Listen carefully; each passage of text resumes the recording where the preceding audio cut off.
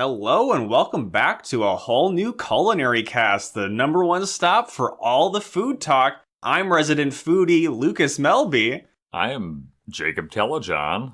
And the real cordon bleu man himself making his return to our obviously food-based podcast. It's Guy Fieri, and we're rolling out for Diners, Drive-Ins, and Dives. Whoa! Actually, I'm sorry, it's Guy Fieri. Put some respect on his name. No, we're just doing a goof. This is, of course, a whole new pod, the podcast all about Disney Channel Thank original you. movies. Keeping you on your toes. We've been hearing everybody. When's Dustin coming back? Mostly from Dustin. When can I get in there? But Dustin, I don't even know. I forgot to look, but the last episode you were on was Luck of the Irish. I think that might have been in 2019. So we have not seen Dustin whole year. for...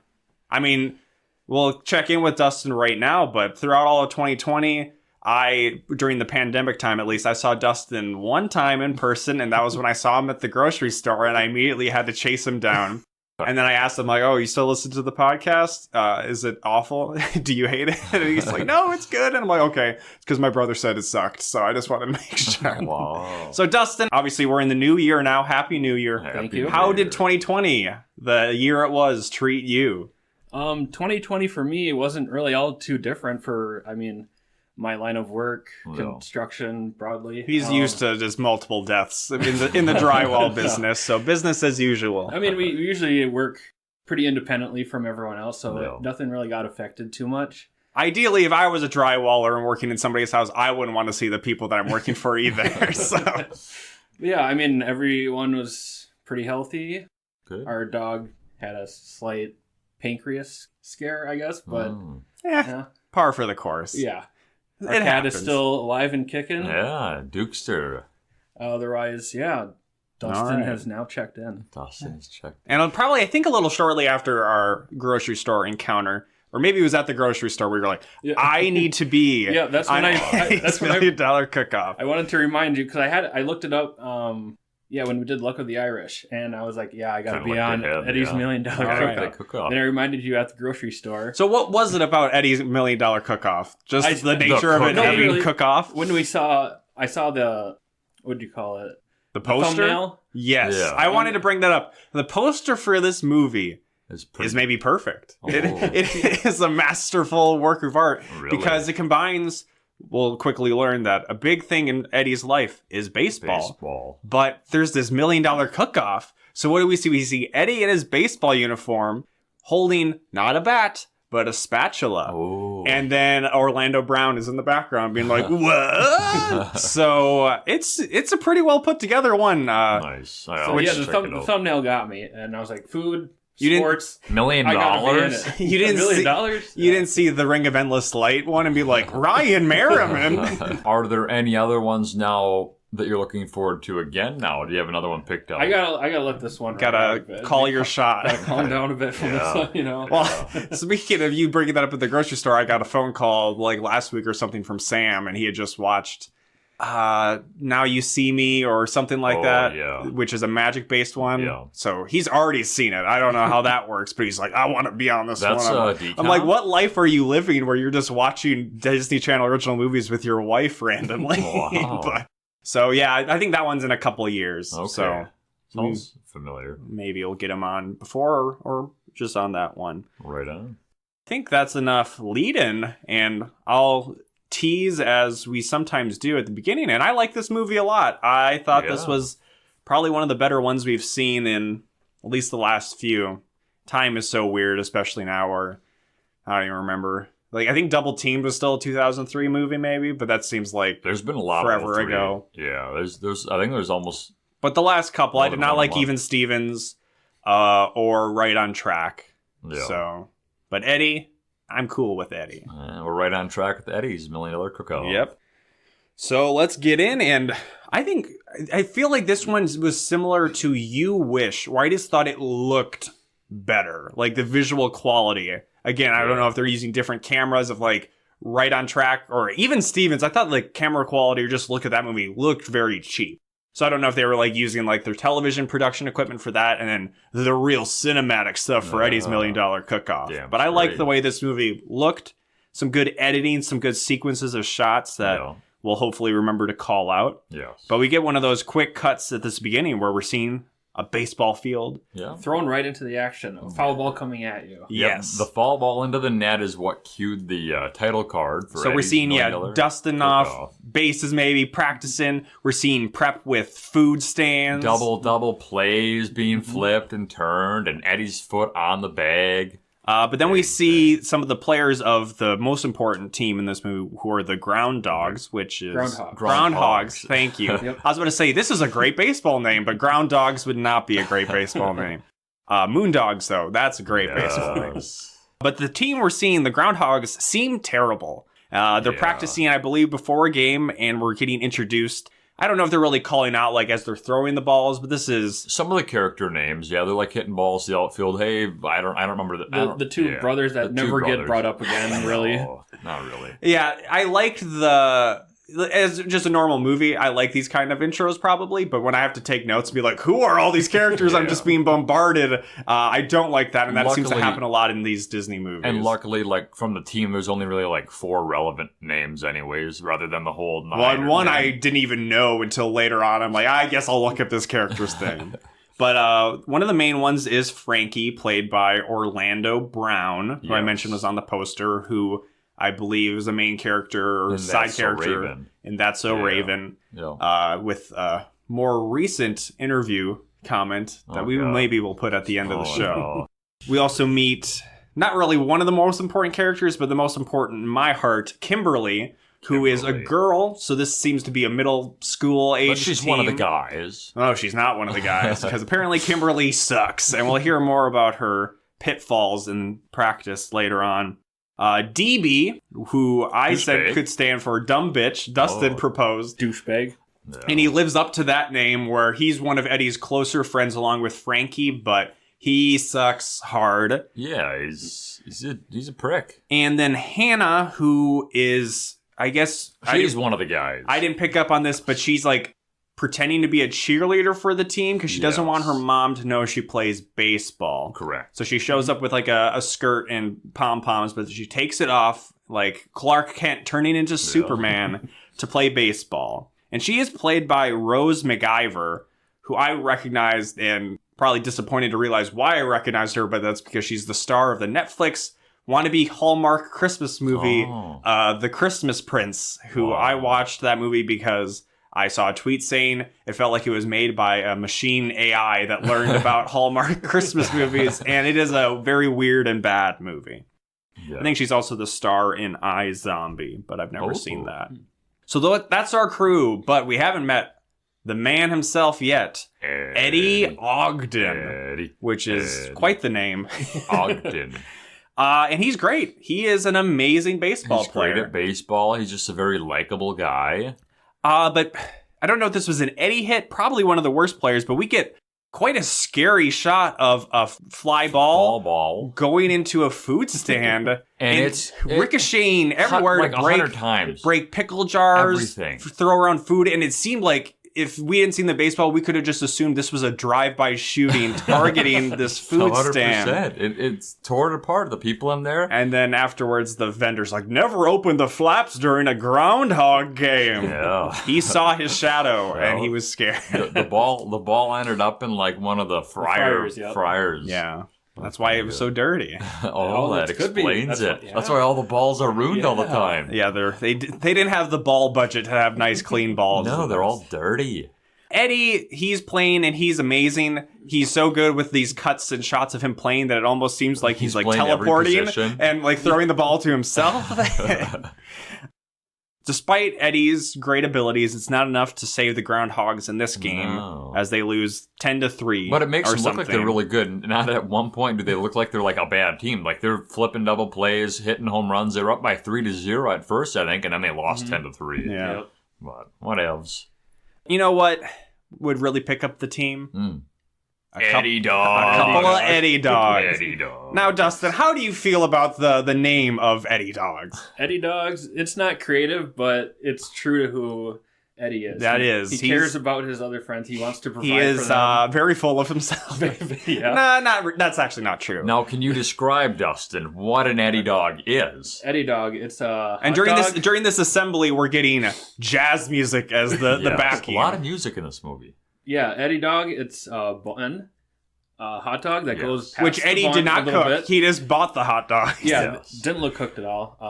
An array of ketchup and mustard. Yeah. Looked like a Jackson Pollock painting getting on the sides of the buns. And how is he applying the sauerkraut? Though? Oh yeah, he's doing some like Salt Bae action on top of that stuff with onions and pickles I saw in there. Yeah, I think even jalapenos. Olives and so it's like it's like a condiment bar just dumped on top of it. Yeah. It's a Super Saiyan Chicago style hot dog. Yeah. Or what maybe especially Jacob would do is during lunch just make gross combinations of food and then make one of the kids that Jacob also bullied as a lesser version of himself into eating.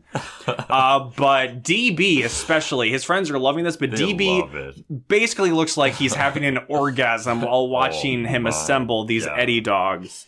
And I was not okay with that. And then when the other team saw them eating it, he was getting an attitude. The Eagles. The rival team. The rivals. One of the... It's always a coin flip in these sports somewhat centric movies. Too, Do they? Yeah, they were sitting at the lunch table. Oh shit, I missed that. Yeah, so I'm guessing it must be like a city. Yeah, it's like a intramural or something. Like Meba. Yeah. But it was one of those times where sometimes they'll introduce what seems to be a rival team or character in these movies, and then they disappear and never come back. But this time they do. Yeah, a few different times. At least the one kid who was like the main rival kid. But they swing by when they're eating the Eddie dogs to make fun of them for losing. Yeah. And then DB's like, you gonna talk shit and walk away? Come back here. And he's like, mouth's full and like ketchup and mustard are falling out of his mouth. Yeah, DB definitely he's a little short, so maybe he's got some Napoleon complex going on. Maybe what he's definitely got a lot of issues that we do not unpack. We hear about Hannah's mom, but we probably need to learn more about DB's parentage.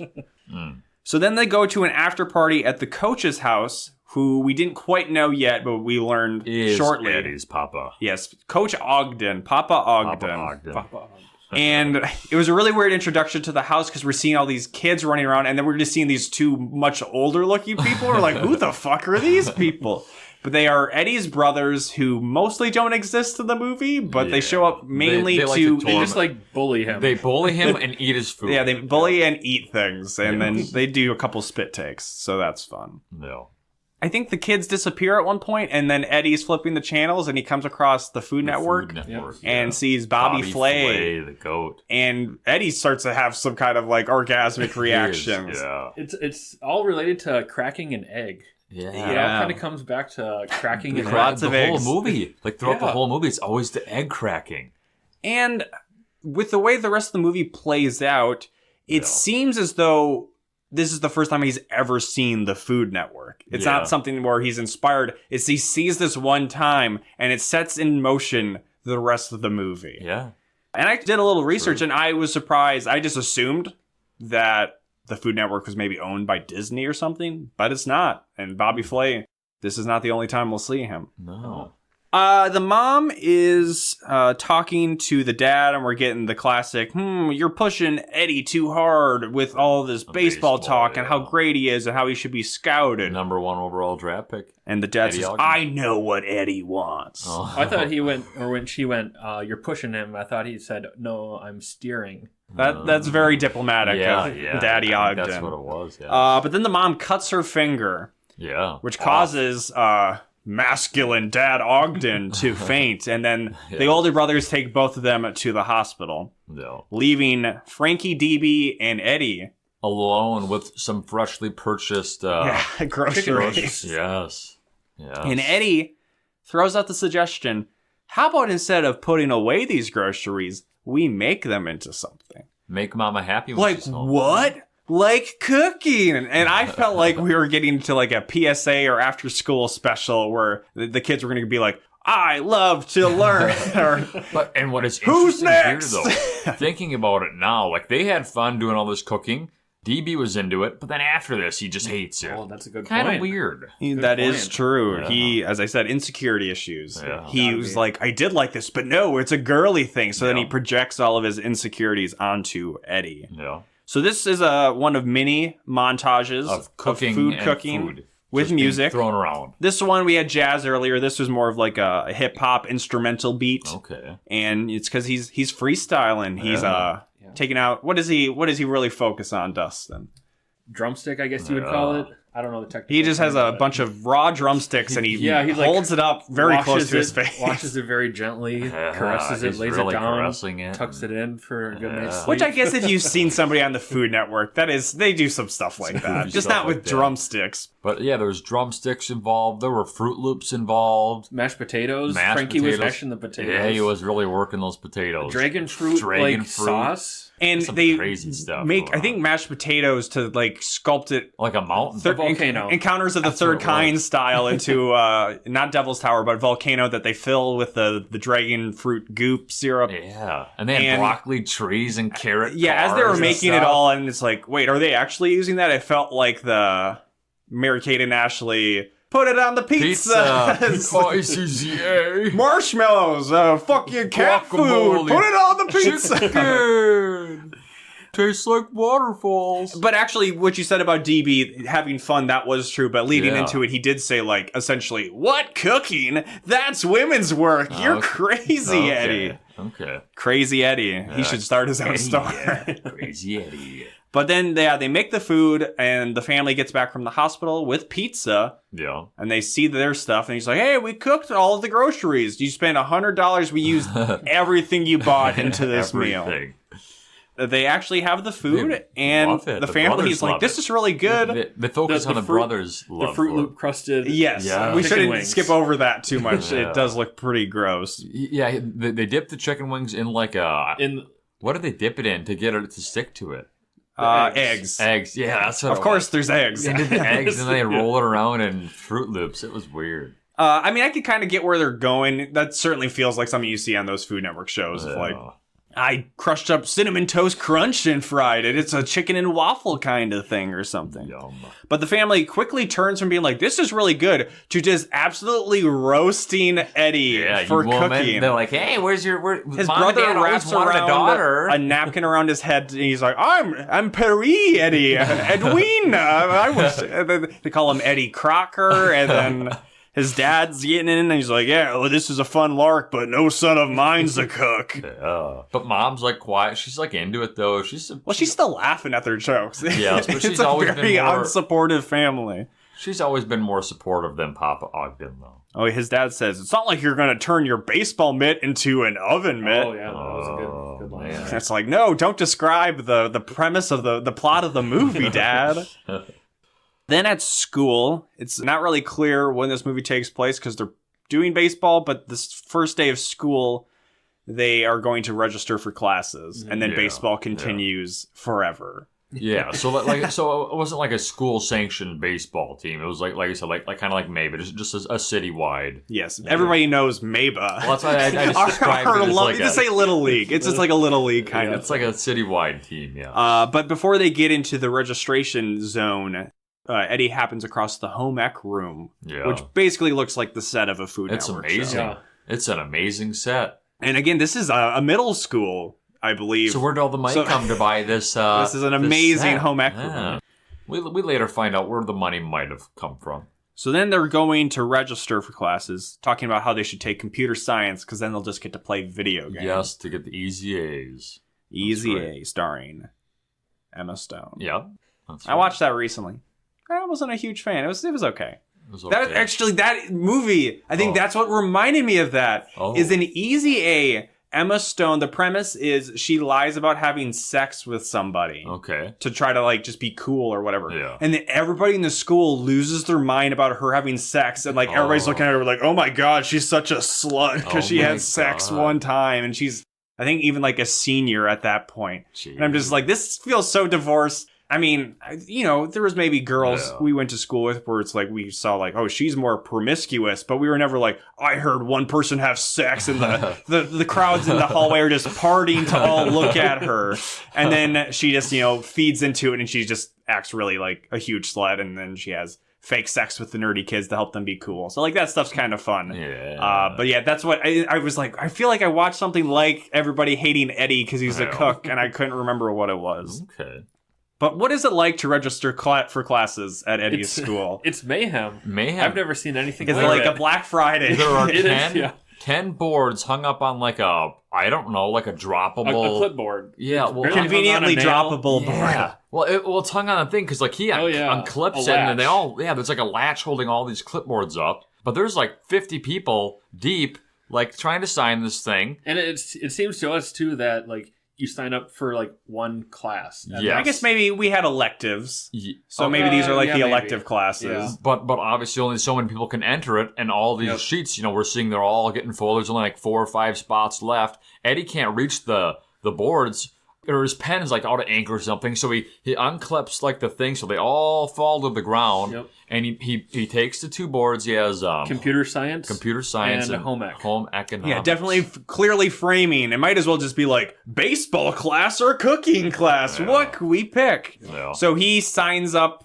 or maybe we don't see that he signs up. He hides up the name of the board. He's like, here, sign this quick now. And he gives it to his friends. And both of his friends sign, and his name ended up on there somehow. So and then they're registered for home ec. Yeah. Yep. So the next scene, we're wondering, right, what they end up signing. I mean, we're not. The movie's called Eddie's $1 Million Cookie. but we were left with the cliffhanger. Not Eddie's $1 Million robotics competition. What did they sign up for? More likely to be $1 million worth, not cooking. True. We see them in home ec class, and we meet Bridget, who I would argue DB is the primary antagonist, or his father, but she's supposed to be. She's set up as an archetype that I don't think exists, of like the prim, proper girl who is very into cooking and is very serious about home economics. She's not popular at all. No, there's a line I'll call out later in the movie about her, not because she cooks. What are you, a fucking loser? You cook? Yeah, that's what it is. But she makes a comment about the 3 of DB, Frankie, and Eddie. That's like, oh, there's always some people in the class that are just there to get an easy A. Which is true. That was always the impression I got of at least high school level home ec is people who don't give a shit go there. And my mom actually used to be a family and consumer science teacher. Oh. And she just got the worst kids ever in her class, and they were horrible. And eventually she stopped teaching after a couple of years. So it's not easy, but the closest delinquents we get are DB and Eddie. And actually they do some fucked up shit in short while. We hear about this famed cooking contest. Mm-hmm. And I'll be the first to admit I wasn't fully listening to the details about how it exactly worked. We just know that the teacher is a previous winner of the competition. I didn't even hear that. She's $1 million winner, and she's just teaching there. I think that's how she funded the That's why I kept saying how they got the classroom. Well, that's so nice. Jeez, talking about the American school system. Home ec teachers have to buy their own cooking equipment. Yes. So, yes, she won it 30 years ago. For a... blueberry. Was it still $1 million back then?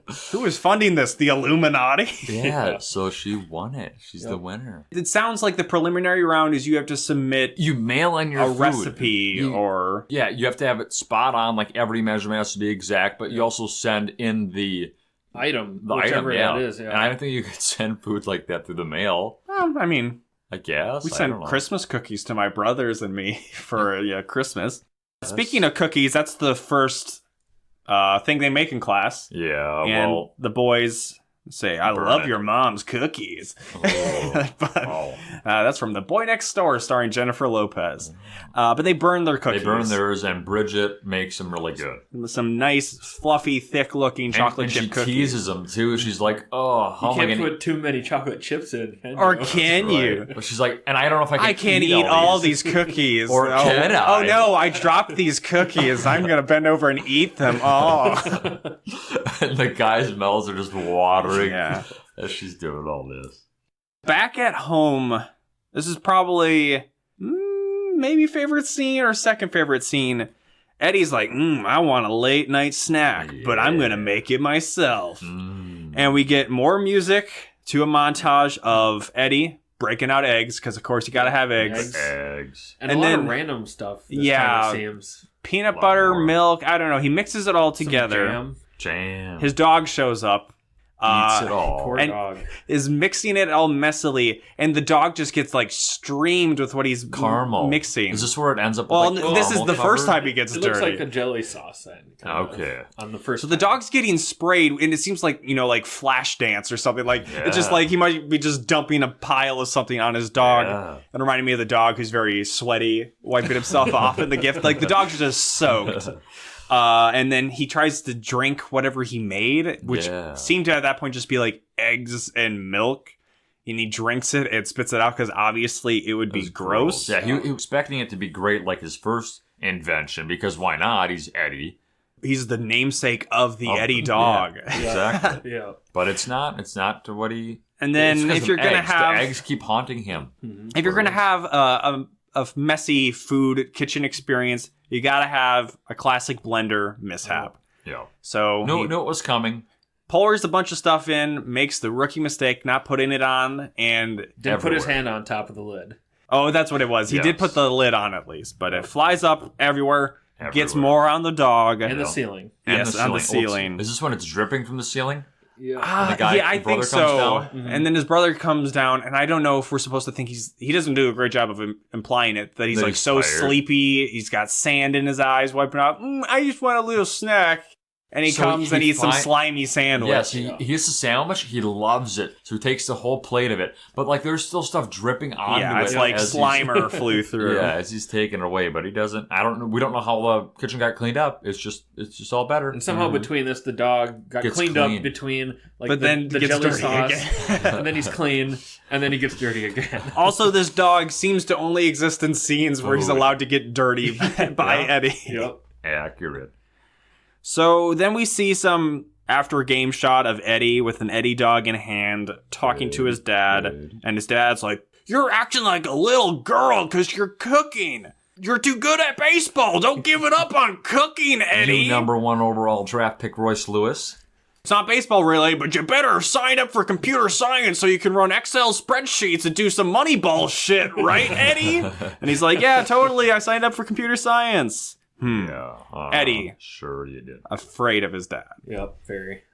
Then Eddie asks... Eddie asks Bridget, and this we might have forgotten, at some point he slips in to grab one of these flyers for this competition. Yep. And his other friend catches him doing it. The cheerleader girl sees him doing this. Hannah. Yep. So Bridget was the only person in class who seemed interested in the competition before, but Eddie got a secret flyer. So then he's asking Bridget if she's got like her recipe squared away. And he's asking this in class. And then DB's like, "What the hell? Why are you talking? Are you gay talking to a girl?" He's like, "Is there a thing going on between you?" And he's like, "No, her." And then he's like, "I'm right here. I'm standing right here." And then like, I think she's into him. What's the best way to cover up an awkward situation with a girl? Food fight. You throw stuff at your friend. Yeah, he dips it into. She has a mixing bowl full of some goop, and he pulls it out and like slaps it on DB's face. Yeah, and then he's like, "You know, I got to do this right, like this. You know, I got to do this right now, Eddie, because you did that. I have to do this." And the teacher's like, "No," and then throws it at her. I don't remember who yells "food fight." It might have been Frankie. Yeah, I think. Okay. And this was the greatest struggle I had, because during this food fight, there was some orchestral piece of music playing, and I tried to Siri it. Siri could not pick up on it, but we were all like, we've heard this song before. So then the rest of the music, the rest of the movie, I struggled to try to Google around and find it. But I believe it is the Waltz of the Flowers from the Nutcracker Suite. So yeah. Yes. Do-do-do-do-do-do. Yes, exactly. And then spot on. It's a lot of. I feel like it's played in like fireworks shows, and it climaxes and like do do do do do do, and that's where it's getting really crazy. And then it ends, and we're seeing the aftermath of the boys cleaning it up. And then we hear the declaration: "This was the best food fight ever. And then they go on to talk about 5 other ones that they've had at somebody's bar mitzvah. And that means something because the soda massacre. Yeah. They're saying summer camp. They've done it a lot. Camp soda massacre. And that's why when DB first gets splatted on his face, like if that happened to me by my friend, I would be pissed as hell. But that's why he's like, you know what I got to do. And that's because it's a thing they do all the time. Jesus. I want to be in this universe. Well, mostly because Jacob in high school was notorious for smashing apples during lunchtime. As referenced in the You Wish episode. One hit wonder. Classic. And by notorious, mostly just we knew about it. Jacob wished. He's like, oh man, walking down the hall, that's Jacob Telejohn. I hear he smashes food with his fist. What a total slut. The one hit wonder. So somehow this fight, which did not seem to involve anything that could result in a bowl of purple goop, results in a bowl of purple goop. That was from this? Yes. Yeah, that was from the food fight. Okay. Yeah. And so there's this bowl that's all of this purple sauce, and they start tasting. It's like, oh, that's pretty good. It tastes like barbecue sauce, but better because barbecue sauce is shit. But he tries to recreate this later. How would he have not he says, known that went into it? We got to figure out what's in it. And DB's like, why? Do you actually like home ec? Like a girl? Do you like barbecue sauce? Like a girl? Eddie has, I think, another blender mishap as he's trying to recreate it. But it splashes down from the ceiling. And he's like, I stuck my tongue out to imply him catching it. And then he's like with his dog who's messy and he's like, yep, we got it. Oh my gosh. And at this point, I was getting a lot of different vibes. I was feeling like it was the boogie juice or whatever they made it. It looked like the purple boogie juice for sure. And I don't look know why under it was the purple. bed. What made it purple? I felt with like all the splats on ceilings and onto people's faces that Nickelodeon maybe would have to consider like a cease and desist, being like, hey, you're encroaching on our GAC territory. We own sliming but people. GAC was green, right? Yes. Yeah. Yep. The green stuff.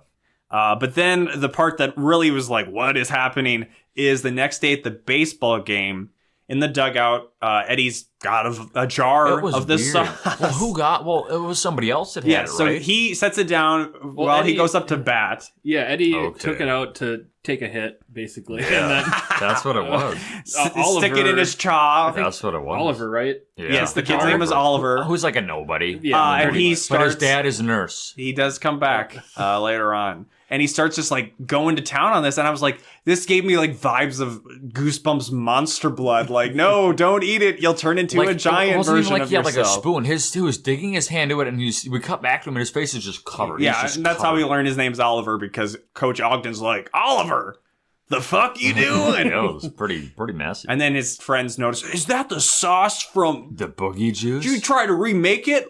Like a girl? And then Hannah covers and says, oh no. It's my mom's recipe. Yeah, or something like that. And then very Ogden cools down a bit for now. Papa's chill. He's like, yeah, some girl made it. It's fine. Not my son. Yeah, we kind of just brought this up, but just sidebar to put it out there since we don't always do the play-by-play of it throughout the movie. Yeah. But the dad absolutely sucks. He's I think, the most misogynistic character in any of these movies, and we just watched Right on Track not that long ago, where it's like, you can't drive a car because you're a girl. Yeah, he basically thinks cooking is stupid because it's for girls. He makes fun of Oliver's dad, who's a male nurse. Yeah. Like, it's the most just basic misogyny possible. He makes fun of Kimberly on the team for throwing like a girl. Like a girl. She's like, I am a girl, but I'm just a bad thrower. And then I did make a note of that. That's maybe my favorite scene of the movie later on. Later on, yes. Okay, I'll hold off. Please, Dustin. Getting a little ahead of ourselves. Sorry. Just a teaser.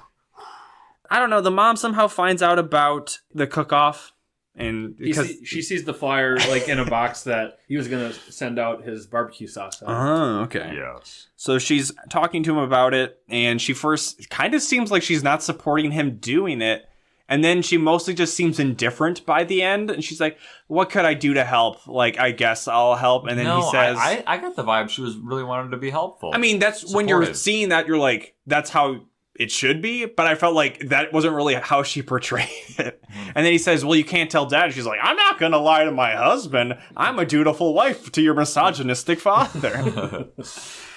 that doesn't really go anywhere. They don't show it, but they make it and they mail it. We see them shipping it. Mm-hmm. We see them putting it in the mailbox. He drops it off in the mailbox. Yeah. So it's sent off. They have, and it's a package seemingly holding the jar. Yeah. Which I feel like, hey, a good barbecue sauce is great, but to like win or make it into a food competition, I think you got to make something a little more. But than like just imagine, barbecue sauce. but that makes sense to like ship something in a jar, right? Like that makes more sense. That's not what I'm questioning. I know, but like imagine shipping. I'm not saying like, oh, it's gonna turn into it's the sea monkeys from fucking The Other Me or something where it's gonna break out. So then another just side thing is there's 2 scenes. Even just one of would be like, that was a little weird. But there's 2 different times. One is a coach who sits on a ketchup bottle to spray it out. Yeah. And the other is Bridget. Somebody puts a big Jell-O plate on her seat. She smiles, a nice big smile. And then she sits down, and we get a close-up of her butt going into the Jell-O. And I'm just saying, there is some pervisoid on the writing staff of this movie. There's some creeper he's getting off on that happening. Jell-O butt. Pizza butt. Jell-O butt. Jell-O butt. Oh, God. So the class learns then that Bridget has made it into the $1 million Scholastic cook-off. Scholastic. But also, Eddie has made it in. Has too. Making it so nobody cares about... Nobody cared about Bridget. Yeah. People were giving Bridget, like, pity claps. It's one of, like, 5 times in the movie where everybody's just like, Eddie! All the women surround him. So that doesn't make any sense. They make fun of him outside of the classroom. But, I mean, they're in home ec, so they're all losers that like cooking. That's a good point. So all the women surround him, but his friends are like, eh? Well, they confront him and be like, what the fuck? I thought you hated home ec. It's only DB that's like a douche. And then Eddie says, I like making something from nothing. I'm a modern-day alchemist. I'm a wizard in the kitchen. You're a wizard. You're a wizard, Eddie. I made a purple barbecue sauce. You're a wizard, Eddie. The dad finds out about the cook-off because the home ec teacher called, I think, to tell them. And then he knows that he's not taking computer science. Yes, because he comes home to check the mail. Yeah. His brothers have already taken the mail. Yeah, he's coming home and be like, oh no, hopefully they don't make a federal offense and read my mail without Which is exactly what happens, because they have his mail, he takes it from them, but it rips in half, so he's sad that his certificate and stuff got ripped in half. And then he's like, that's a federal offense, you reading my mail. Did he say that? Yeah. I just was making that up in my And then Papa Ogden was like, it's not an offense to rip it, it's an offense to open it. Wow, I missed all of That's what he said. Yeah. Father Ogden is he's such a sexist that he's like, crime is okay. That's literally what happened. He's like, yeah, it wasn't a crime. You're the one that ripped it. I was like, Jesus. The real crime is what you're doing to your father.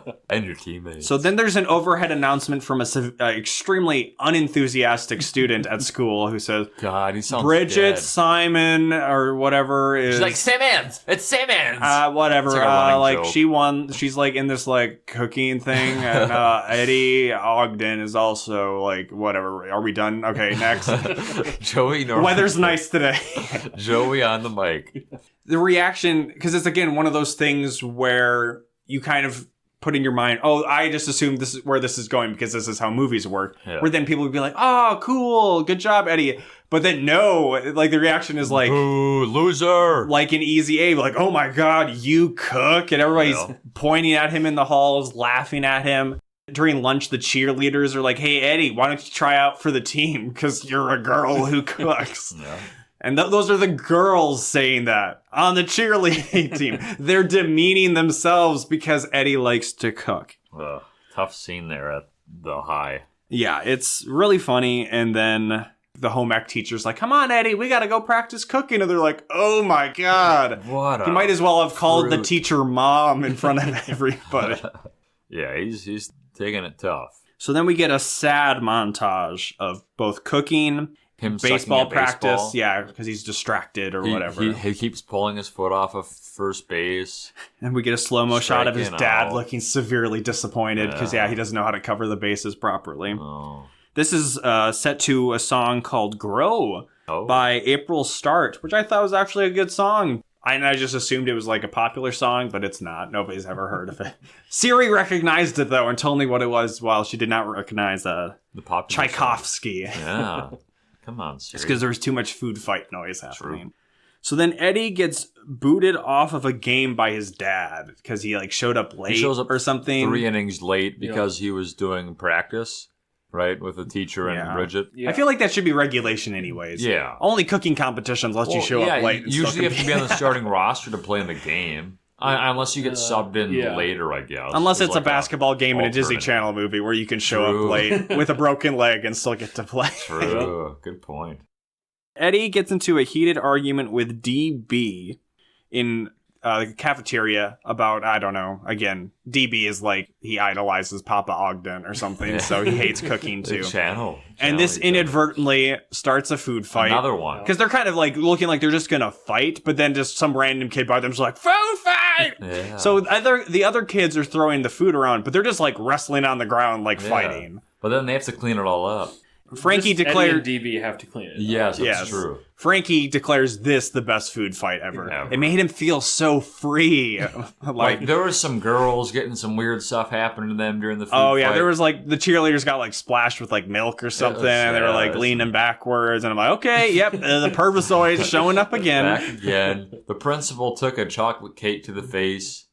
So then we get a really weird thing where Eddie is getting talked to by the teacher and Bridget about carrots. Yeah. And he's like, carrots fucking suck. It doesn't matter what you do. Carrots will still be carrots. I hate you. Everybody hates me because I like cooking. I'm just going to go play baseball. It's like, okay, sorry. We won't talk about Julian and carrots or whatever.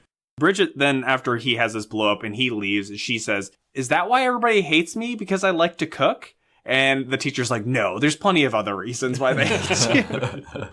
And that's the home ec teacher who's won $1 million previously being like, cooking is... Well, actually, I don't know if that's her commenting on cooking being weird, but I like the home ec teacher. She's nice. She's all right. Nice enough that I did not look up what her actual name was. It's Mrs. Home ec teacher. Yeah. We mentioned it earlier. This is probably my favorite scene. Kimberly in true girl boss fashion.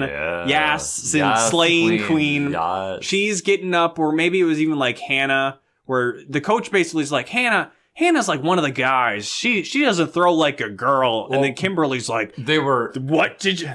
Excuse me, sir. I think they were talking about their next matchup, and they were like talking about ways to exploit it and how to get an advantage. And they're like, the third baseman on their team plays like a girl or something. Oh, and then she's like, well, I play third base, and She's like, I'm a girl on this baseball team. We're allowed to be on these teams. Yeah. It came out it was a good scene to have happen in this movie that somebody calls out. Everybody on the team is like attacking the coach. Well, it's funny because it's Kimberly who we saw and at the beginning. And the other coach is agreeing with all the kids. Yeah. But we see Kimberly at the beginning of the movie being like, I'm bad, or like she's just one of the bad players. You would not think she would ever come back. And we saw Oliver snacking on the slimy sauce. Both of them are just destroying the teacher. A nurse. My dad saves lives. What the fuck do you do, You're a prick, Ogden? Mr. Ogden. You're a prick. All you do is you teach kids baseball. You don't even have a job. You're a stay-at-home father. Your wife's the breadwinner. Your wife's the breadwinner, Mr. Ogden. So yeah, and then it becomes like a team effort being like, yeah, you suck. So it's all just really great. Was Eddie here during this? So no, he shows up and then helps them win. Oh, he was like, what's up, guys? Eddie's just... What's up, Doc? Eddie borders very closely on being like Cody from the 13th year. Except everybody at school hates him, but it's like for like a flaw that shouldn't really be a flaw, that he's good at cooking. Because I will be fair, if Eddie was like the kids in kid-based cooking shows, like Chopped Kids or whatever... He should be bullied. Yes. But Eddie is a star baseball player who just happens to like cooking too. He would not be the target of ridicule. People want him to make him the Eddie Dogs all the time. Yeah, they're okay with the Eddie Dogs. Yeah, they're okay with the Eddie Dogs. See, DB is very hypocritical. Yeah. By winning this game with the help of Eddie, they've made it to the playoffs. Yes. Which is only one game. the first game of the playoffs, which is the only game of the playoffs, is the most important game. It's the big game, and of course it's on the same day as the CookOff. Yes. Who could have guessed this? Bobby Flay could have. Bobby Flay is an agent of chaos. He planned this exactly. So the home ec teacher makes a house visit because of Eddie's blow up, saying he didn't want to like be in the competition. And she has cookies, right? And she offers cookies. Eddie takes one, passes it to his dad. His dad does not take one. Implying again that cookies are for girls or something. Women's food. And then passes it on to the mom. Home ec teacher's getting like really emotional, didn't really listen. But I assume she's like, oh, Eddie's really good at cooking. He's got passions. The Bridget girl doesn't have passion. That's what she was telling him there. But the dad just is really smug, being like, nah, he's a b-ball player. Yeah. Not that, I'm not talking about that lame-ass basketball. I'm talking about the real b-ball, America's b-ball, baseball. Basketball. So she doesn't convince them, or Eddie, it seems, and she's like kind of teary-eyed. She says, oh, that's what I get for practicing in front of my cats. And it's like, come on. You don't need to do that to the home ec teacher. She's the nicest character in this movie. Yeah, she's cool. She's earned more than, like, pretty much any character in this. They just wanted to be goofy with her. Like, I don't know. It was kind of funny. So, feeling depressed, Eddie has another evening cook session. This one is notable because he is making like flares and just twirling constantly as he's cooking. He's like, twirl, tomatoes in the pot, twirl, laying out the lasagna noodles. Well, spices. Yeah, constant spices. Dog is there, not getting dirty though. No. Now that's why the dog doesn't show up again. He has nothing to live for anymore. He does not get splattered with food. They only use it as comedic relief. So then the culmination of this, he makes the lasagna and he takes a bite. But it's a crunchy lasagna. Really very crunchy. But he says it's good. And then pan over, we see Dad just on the stairs looking in at the kitchen, looking so disappointed. He's like, it shouldn't be crunchy. But he kind of, I think, had a little bit of a realization when all the kids were kind of like giving him shit. I think he kind of like, he started to Yeah, it could have been. Like, he's like, wow. I thought you were saying he had a realization of him eating the lasagna. No, like he started, like, realizing, okay, maybe it is okay that women are like the worst thing have in the feminine world. qualities. Yeah.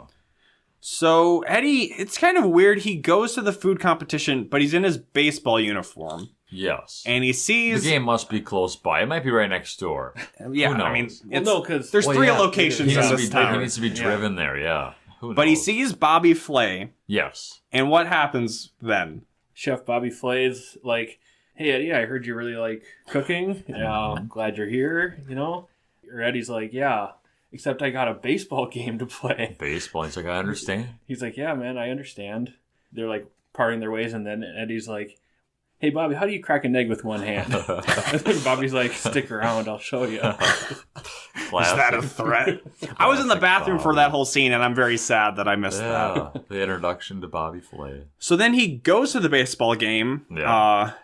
I don't know if he was like doing well. I think the team was doing well, but then Frankie's watching the food competition on a TV in the dugout. Yeah, he's been very supportive. Getting over the air signal and just watching it. And Frankie gets very into it. He's like, I saw Eddie's name on there. It's cool we can see his name, but like, we don't. He's like, Eddie would fucking kill these kids. Yeah. He's like, it's cool we see Eddie's name, but I wish Eddie was there. Yeah. Frankie, good friend. Very supportive. Not that it really matters too much, but they do have a bit of Food Network reality show flair of they can use any of these ingredients, but they also must use chocolate, two other things I don't remember, and hot chili peppers. Yeah. I'm Bobby Flay. Yeah. Oh, lemon. Oh, okay. Mm-hmm. So, like, really, yeah, I feel like that's all workable. Nothing, like, too crazy. Right. Not like, you must use... dog food. Yes, dog food. So then DB kind of makes a face turn. I don't really know if it's earned, but for whatever reason, What clicked for him? I think it was just like, I don't know. I don't really know. Yeah, because the movie needed it to happen. Eddie struggling and not doing well, I think, or being distracted, wanting to be at the food competition. He struck out 1, 2, 3 at the plate, and then he's like, "Oh shit!" Like he's not really into it, is he? But it starts out where Eddie needs to go, but I can't just tell him to go because that would not be cool. I gotta be a prick about it. So he has to. He does the whole Harry and the Hendersons thing of being like, "Go, get out of here.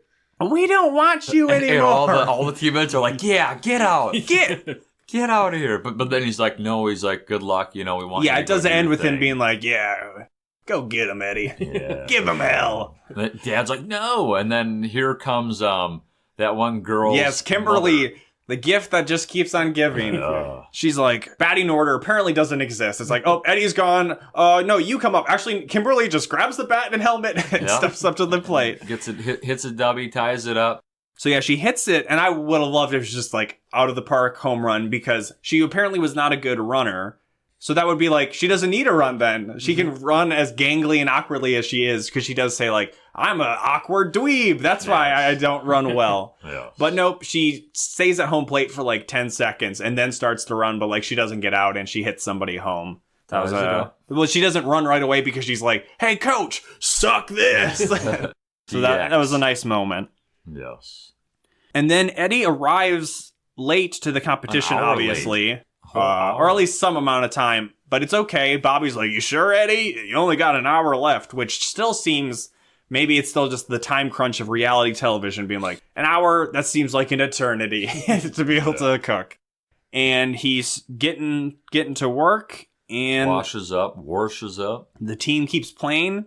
Yeah. And we get some inspired shots of cutting between like him cooking, brushing something, cutting to like the brushing of like home plate. That grabbing cool. Tongs to grabbing a baseball. Yeah, it was inspired cool edits. Like and there's some other moments like that too. Or like just like all of the montage of like the food cooking. Like it's edited pretty well. It's got the crazy music too a lot of the time. Yeah. So the team starts to be losing because everyone just wants to watch Eddie cook. Yeah, they're watching him on that little TV, the portable TV. And Eddie burns like a chocolate pie he was making. He like touches it and it deflates. Yeah. But he's still, we see what happens at the end. He still is able to make a different dish. It's like, hey, I don't think you make a pie in like an easy hour or anything, and then still have time also to fuck that up and then make something else. He's just that good though. He's that much of a natural. Bobby Flay does it himself. And then Hannah, remember her? She's a character that we've hardly talked about in this, but we get resolution to her subplot about her secret of not being a cheerleader and just being on the baseball team because her mom shows up and it's like, hey. She immediately throws on her cheerleading outfit and she's like, oh, go team. But it's her. She's up to bat. And the coach is yelling at her, Hannah! Yeah, it's a huge delay of game for parental resolution. So the mom's like, oh, you forgot your pom-poms. And she's like, oh, yeah, thanks, Mom. But she's like, you also forgot your batting glove. She's like, oh, you knew? Found them in your jeans this morning. I always knew. She's like, oh, I would never be disappointed for you for following your passion. What I am disappointed about is you lying to me about it. That you didn't think I'd be okay with it. But they're showing the father, Eddie's papa, in the background. I guess maybe I'm not the best dad. So this is what. So what does Dad do then, Dustin? Papa Ogden tries to do his best to get ejected from the game. He does a good job. Yeah, as good of a job as you can do within a Disney Channel movie. With Little League too. Yes, well, I'd say there's probably plenty of heated dads in Little League games. He assaults. Yeah, he pokes him in the chest a few times. Kicks some dirt on his shoes. Umpires had enough, and then he sends him home, and kicks him Papa Ogden's like, thank you. So where does he go? He goes to the cooking competition to help out Eddie. He gets washed up. To literally help. He comes in from the contestant entrance into the stage area in his baseball uniform, just like Eddie. And I'm like, is this okay? Literally, like everybody, all the other cooks this whole time have had like 3 other helpers. Or at least like 2. And we just didn't know it. But then he's just been by himself. Bobby Flay says, well, it doesn't say in the rule book that a dog can't play baseball. So Dad just starts to help and he's like, hey, put me in, coach. Where do you want me? Yeah. Is this when the song came on? Probably. Yeah.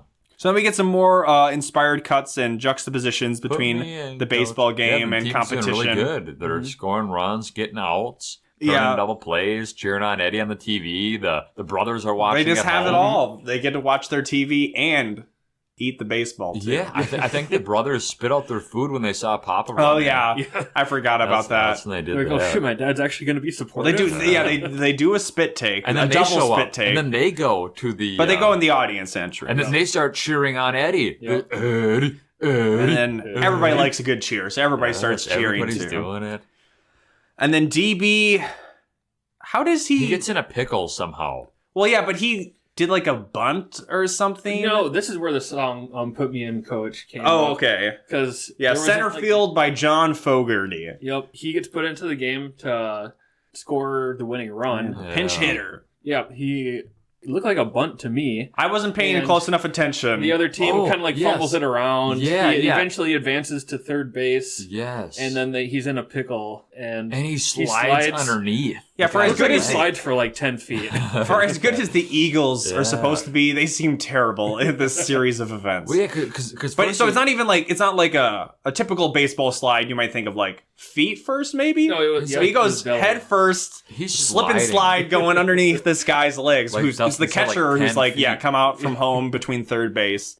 He's safe. Wins the game. They win. Goddamn DB wins the game for them. You hate to see it.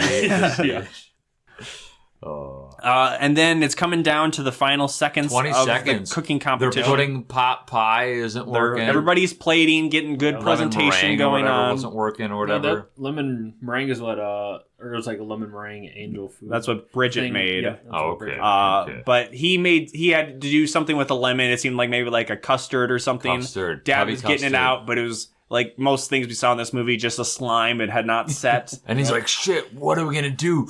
Dad, get the lemon. It's all like in like a 20 it's second the slowest slow-mo. 10 seconds ever. Get the lemon. I feel like lemon. Double Teamed had a longer final like shot clock. Throws it. I think the lemon baseball throw lined up with something in the game too. Yeah, I did. So when they catch the lemon and he starts like he just zests it like zesting 3 times and it's like Bobby Flay's like fuck it, whatever, that's fine. That's enough lemon.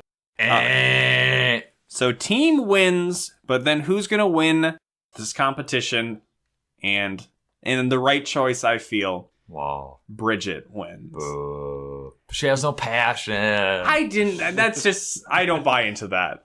But she wins, and this cements this not being like a 13th year situation where Eddie just gets to have it all. But they did get the championship. The team shows up. They ask. Eddie first is a little teary eyed and like turns away from. He's really crying. He's and really then his dad's like, actor.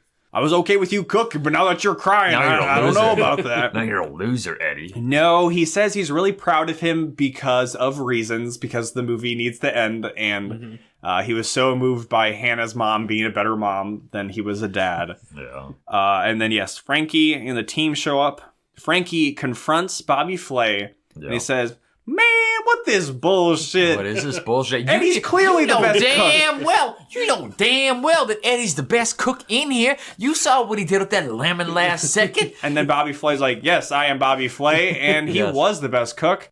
But look at him with all those teammates. Yes. Well, isn't he the true winner? Yes. And it's like, well, he didn't win $1 million, Bobby. He won a plastic trophy to be shared amongst the team. Oh my Which again, they said it was the first game of the playoffs, but then they get a trophy. They get a trophy. So maybe, I don't know, maybe it was like their division, like they're the champions, and then they're on whatever. It doesn't matter. It really doesn't matter because the movie just ends where the team's going, they're like, let's get some motherfucking Eddie dogs up in this bitch. And then Bridget's like, I'm hungry too. I'm the winner. I'm hungry. And then he's like, you can have my Eddie dog. Yeah. Let's go. Then they're like, Puts his hand around her. Well, she hands him the trophy, and then we get a freeze frame of them. And the trophy's really cool too. It's like a tall blue. Of course it has to end with a freeze frame. It could have been a much better movie. Like, here, I'm going to pitch you the perfect ending in this movie. We see them eating the Eddie dogs. Yes. Bridget has an Eddie dog and is like, shit, motherfucker. You put the Eddie in Eddie dogs. And then he just like, he's like, oh, shit, let's cook some more. He says, hey, Bridget, let's cook. And then, like, dolly up, pan out above overhead shot of the party. And, Eddie's $1 million cook-off. What we just found out is that Lucas could write a Disney Channel original movie. At least parts of it. Yeah. I, of course, would have more people sitting on things. You just described what DCOM was that you just described, though? Doesn't that happen in one? I think maybe like the end of Johnny Tsunami or something. Maybe, yeah, that sounds right. Yeah, it's just like a puzzle. It's like the Matrix. I just see all the pieces and I can pull it all together. Wow. Yeah. But my fan fiction ending didn't happen. But overall, I still. What was your fan fiction ending? I just said it. Oh, okay. I thought there was like some other thing with like Kimberly or something. I mean, I also made the joke about people sitting on more things. So that's true. But I wouldn't, not expect any less from you to make me explain my jokes. You wanted for more everybody. sitting, is what you're saying. Okay. Yeah.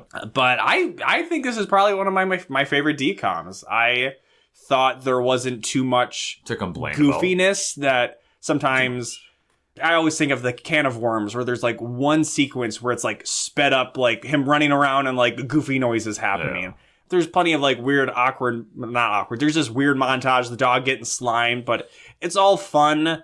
It has decent themes and messages. The dad gets put in his place. He is shitty. Yeah. DB sucks, but I don't know. There's 2 food fights in this movie. Makes up for DB's 3. 3. Wasn't there? 2. I think it was just 2. Okay. My apologies. I mean, I'll be fair. 2 might be too many already, but 3 would definitely be too many. All the stuff that happens at home in the kitchen, there was some pretty wild stuff there. Maybe that's probably what I was thinking. Yeah. Yeah, it got pretty messy. But yeah, what do you guys think? Really, I liked it. I feel like Yeah, very, very enjoyable to watch.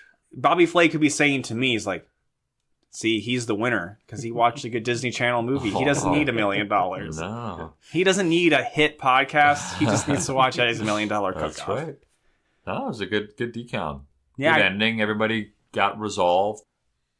more or less. Yeah. We think. Yeah. I think Bobby Flay, what was his story? Oh yeah. True. Yeah. Who is this mysterious character? We don't know if Eddie learned how to crack an egg with one hand, though. No. Oh yeah, there was the part Yes. where his dad cracks an was egg doing it with really one well, hand. and he was and like in shock and awe. I'll put on my internet critic be like, that's a plot hole. How did his dad know how to crack an egg with one hand? Which, yeah, there seems to be like some like import that is applied to that by Eddie being like, oh my God. It was. Which it could be like, good. does my dad know how to cook? Cook? The sequel. Starring You don't need to Papa use Ogden. eggs to barbecue, and that's the only cooking my man should do. Good stuff. Very. It's one of those things where everything just works pretty well. I'd say, I don't know. You could pull up my list, but I don't remember. It's not better than Don't Look Under the Bed. That's top still five? king. Top 5. It might be top 5. Wow. Oh, wow. So I would say Dustin knows how to pick the DCOMs he comes on. I actually did this is- some looking into that on the your YouTube channel. Yeah. The 2 episodes I've been on are both in your top 10 most viewed. Well, as I said, Wow. stocks are up. Dustin's showing up. Hey. Though actually, this is the only one you've actually chose because Alley Cat Yeah. Strike were like, that's bold and let's get Dustin on. Yeah. And then Luck of the Irish, I was like, well, this is kind of like a big movie. We should have somebody else come on. Hey, Dustin, you want to be on this one? And personally, I don't think either of those movies are that great. But I like that. this one is much better than those two. Yeah. I'd agree. But the bowling has a special place Yeah. for me. Deep in the heart. Yeah. Even the unrealistic depiction of bowling in Alley Cat Strike. Yeah. That girl went to computer science class instead of home ec to be able to do the bowling right. That's Yeah. right. All right. movie. Well, if you want to tell us about whether you won $1 million or not from Sir Bobby Flay of the Food Network, you can write us at awholenewpod@gmail.com. Or what you got for Christmas. Yeah. Yeah. Did you get $1 million from Bobby Flay? Did you get a car in your driveway with a giant bow on it from Bobby Flay? Did you get COVID for Christmas? Well, Jacob. Oh, yeah. And you can find us on Apple Podcasts, Google Play, Spotify, Spotify. Stitcher. YouTube. Subscribe, rate us, review us on all of the relevant platforms. YouTube, where 80,000 views. if you comment, all of those full watches of every one of our We've been episodes. getting some new too. comments. If you comment, I might reply. Some guy was really hating on the Even Stevens movie or Really? something. Did you read that comment? There was, I mean, maybe they'll listen to the Like next his episode. There is a account- YouTube account that's a podcast about just Even Stevens. Yeah. And they told me to be like, they commented like, actually, yeah, the Even Stevens movie, not that great. Fans at the time were a little disappointed, and it's not the quality of the show. So, because I had said like, I don't think I want to watch Even Stevens after seeing this movie. No. I don't know. I came across some other podcasts. You know, sometimes I'm like, what does the public or other people within our competition feel about this? Mm-hmm. And one was like, I didn't like Tim Meadows' character very much. I'm Wow. like, what? We watched a different movie. Yeah. People, we never agree with the other people who watch the films that we do. Rarely do we. We're contrarians. Yeah. I mean, you love Or- everything. Yeah. So, What's wrong with that? so not prompted by any letter, but teased before. Since we have Dustin here, we previously, a few episodes ago on You Wish, talked about the origin of Jacob and I.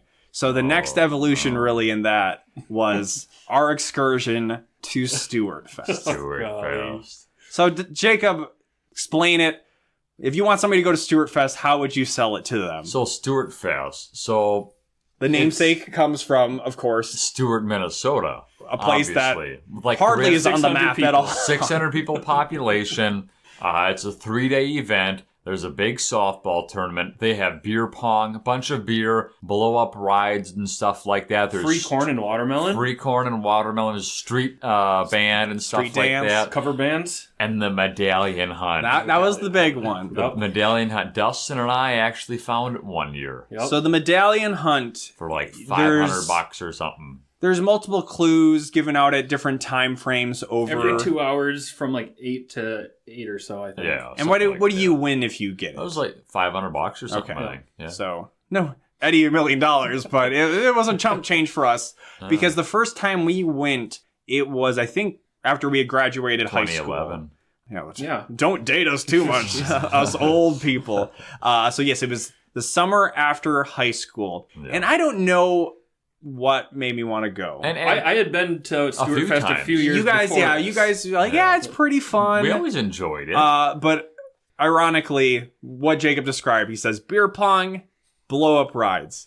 Being 18 years old, we can either participate in the beer pong tournament, and we're too old to do most of the stuff targeted at kids, so we're left with very little to do. Stuck in a town with very little to do. Which was the medallion hunt. Yeah. And I'm like, well, I like the idea. It's like, oh, that sounds fun. Finding it. The clues and whatnot. And I feel like at the time, I still wasn't like super great friends with Telejohn. And this story, again, really is like, why am I friends with Telejohn? But I kind of had like a masochistic quality where I'm like, this will be a crazy shitty time probably, but it'll be like a crazy story to tell and it'll build some character. Yeah. And now thinking it's like, I have no energy to try to do any kinds of things like that.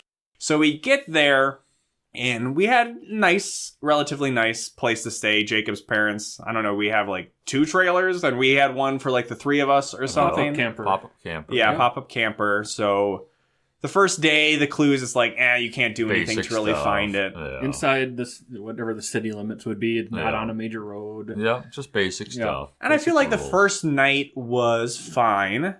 We still had food to eat. We had snacks. Jacob's cousins came and like ate all my Sour Patch Kids or some shit. So then I quickly ran out of food. But it was really basically like as soon as the next morning started, things went south very quickly.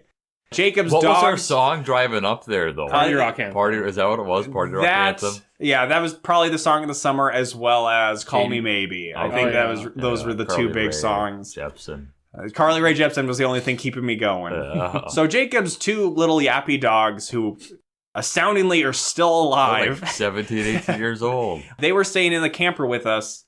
Wake up in the morning, they pissed on the floor. So that was great. Wait, nobody took them out during the middle of the night. Well, that's not my responsibility. At least they didn't piss on your head in bed. Well, I stepped on it with my socks, so they might as well have. We hadn't really been exposed too much to Jacob's family members, but we were basically in like a tent city in like his cousin's backyard. His cousin, was it Jason or Justin's house? Justin, both of it's Jason's house, but Jason's brother's Justin, who's a huge dick. And everybody hates Jamie Justin. And there's Jill, so it's all the J's, the J family. So it's kind of like a tent city, like round of like a bunch of campers, and we hadn't really. There's a giant pool in the middle. Yep. Yeah, we were all awkward or whatever, and.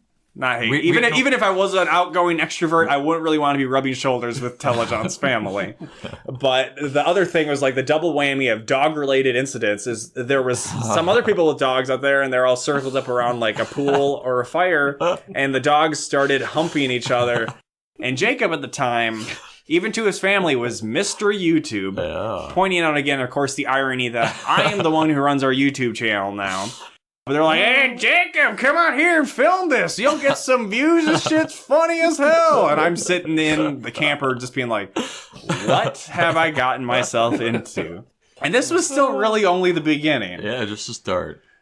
So then we spent probably the most part of that day, the first part, just looking at the medallion clues. Either we did stop either on the way up or back at the ice cream place. So that was a good. Yeah, that was maybe a silver lining. That was a good thing. Was it this year or the year after that you somehow found the clues inside his house. I remember that. I think it was this first year. Jacob found the clue sheet that had all the clues on it inside his cousin's house. Yeah, we took pictures. Because his cousin basically ran Stewart Fest. Yeah. He was But King Stewart. we never could figure it out. Well, because you were like so scared. We're like, no, just go take a picture. And you took like a blurry ass, trying to capture a fucking Bigfoot walking picture. You can't make out anything.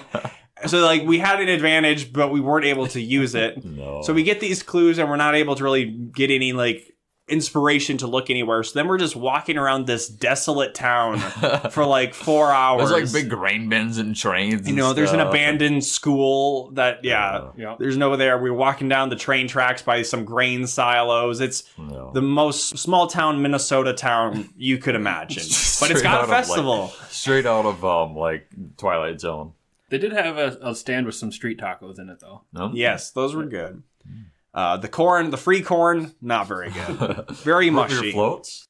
So we aren't able to find the medallion. We're starting to get hungry. We haven't showered, so I'm just kind of feeling gross. And then Jacob and Telejon are like, let's just go. Or Jacob and Telejon. Jacob and Dustin are like, let's just go. We'll drive into this other town close to here. I'm like, well, we'll be able to get some food. So our first stop, maybe we had gone there earlier too. It was an antique store. Yeah, we went to antique stores. There were a couple other places. We are 18-year-old recent high school graduates spending one of our summer weekends going to an antique store.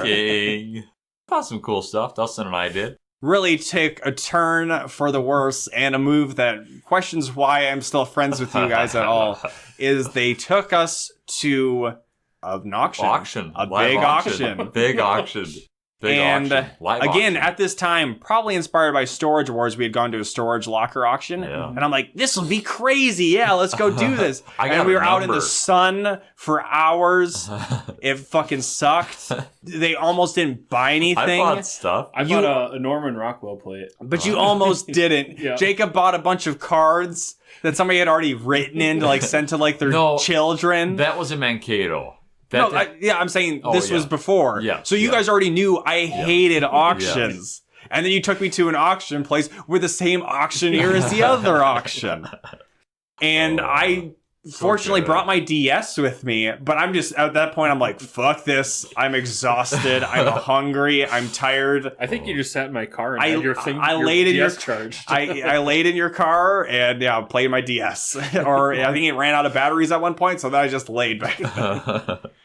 Good times. Yeah, and that was mostly the rest of the weekend. We didn't find the medallion. We got so close to it. I don't know if we got close that year. That year? Okay. We watched the fireworks display. That was, despite a YouTube video I made, pretty decent. Yeah. And then Sunday morning, so at the peak of my annoyance with Jacob and how shitty this whole time was, there was a parade. Oh. The most small town parade you could have where there's essentially nothing in it except the somewhat tri-town marching band. And fire truck. Every fire truck they could get their hands on. Area. So it's just blaring fire sirens for a half hour. And we're already 18 years old, looking gross as hell. So anybody handing out candies looking at us being like, they don't really need it. And I'm like, no, I'm hungry. Please give me candy. And they throw stuff out at us. And Jacob, acting like a fucking gremlin, just scampers around, gets all the candy before any of us can have it, and doesn't share any of us. Dodge kids out of the way. Yes, he almost trampled a child to do it. Pushing them down my candy. I want the watermelon flavor. I remember one was for a larger bouncy ball too. Ooh. Yeah, well, I can't eat that. I didn't care about that. I care about Jacob maybe embarrassing us in front of. Who cares? But then, as I say, Stewart people. I did enjoy myself, making kind of Jacob, again, being Mr. YouTube's I'm going to do a vlog for the whole trip. He didn't. I made a series of videos, and one of which where Jacob didn't try to do something fun in it. He's like, I don't want to do something. My family's here. And I said, they're just Stewart people. They don't matter. We didn't get the medallion. I didn't get any candy. Fast forward the next year, for whatever reason, we went again. Yeah. I think we didn't stay the whole time that time. And I think we went one more time. And it was either the second or third time we got the closest, or I got the closest to finding the medallion. Yeah. Because we basically figured out it was at the softball field, but there's a tournament happening all the time. Yeah. And I was like, I think they're underneath the bleachers. By this time, I'm 19, maybe 20. And the medallion hunt is mostly designed for children. But I was like, I don't feel comfortable going underneath these bleachers that all these people are sitting in to try to find this medallion. Because they weren't like super high-rise bleachers. They were like maybe 10 rows. So they're going to be like, are you looking at ladies' butts stealing under purses? the bleachers? And so I didn't go, and lo and behold, it ended up being underneath the bleachers, and I think one of Jacob's shitty cousins or something found it. Yeah. Which year was it that Justin dug in the playground and found it? That was like the first year, I think. Fucking Justin. When I found it, he stole it from me. Classic. Yeah, that cements. And now what? Jason doesn't run Stewart Fest. He's divorced. No, he's not. Is Justin divorced? He's got a wife. Oh. I thought there was some kind of like dissolution of the family because Stewart Fest. It ripped everybody it's apart. It's essentially a monkey's paw that just doesn't grant any wishes. It's only curses that happen. So yeah, that was kind of... Dustin was hanging out with us and our friends more leading up to this. So it wasn't like so much like... That was when it began with me and Dustin. But that was when he began more with me and Jacob. And it continued, again, to this point. Don't know why. One hit wonder to pissing, dog humping Stewart Fest to 45 episodes of a Disney Channel podcast. Yeah, groomsman. Well, that wasn't a horror show, you know. But I'm trying to think if those are like, and we already told that some episode about the shit in the cup at the thrift store. Yeah. That's like 27 years of our lives. That's all the stories we have. That's as interesting as our lives have been. Wild times. That's not so true, but at least between us, you know, a lot of the time when we hung out for years, we would go to thrift stores, McDonald's. Yeah. Jacob would eat too much McDonald's every time and get sick. That's Play games, watch movies. That's the dollar millionaire lifestyle. That's right. And respect on it. We were living 2020 every day for a long time. What a great way to start the new year. Yeah, absolutely. Reminiscing about, and that's one of those things where now it's like, Stewart Fest. You know, you wish you could have it this year. Actually, no, I don't. There's some things where it's like, when I was in college, I didn't have like a ton of friends, so I just like was lonely a lot of the time and studying. But even now I'm like, college was kind of fun. I don't feel that way about Stewart Fest. If Stewart Fest was somehow resurrected, I don't think I'd care. Wow, you hate to see it. I would take it upon myself to make sure it died for real this time. So with that, we'll just probably stumble our way to the finish. We've already run through all of our bullshit. So Dustin, do you have any final words to give us? Nah, just wear a mask. Wear a mask. Wear a mask. And beat Bobby Flay.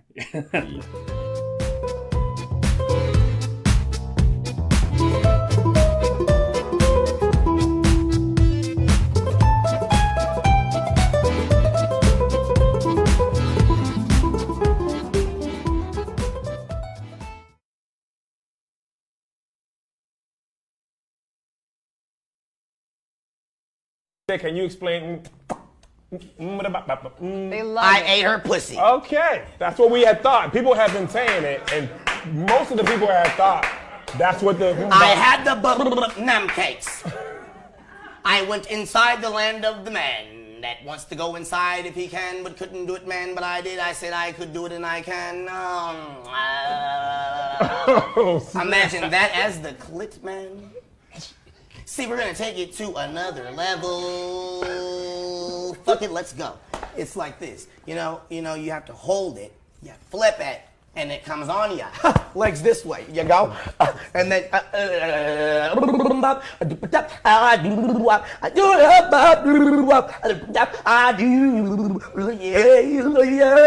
cause she said you like it. And so she said, you like it? I said, yeah. She said, yeah, you like it? I said, yeah.